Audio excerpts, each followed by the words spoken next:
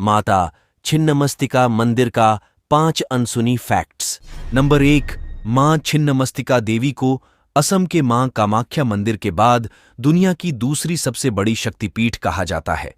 Number 2, ये मंदिर करीब 6000 साल पुराना बताया जाता है और जिसमें भक्त बिना सिर वाली देवी मां की पूजा करते हैं। नंबर 3, ये झारखंड के छिन्नमस्तिका देवी मंदिर रजरप्पा में भैरवी भेड़ा के पास दामोदर नदी के संगम पर मौजूद है। नंबर 4, मंदिर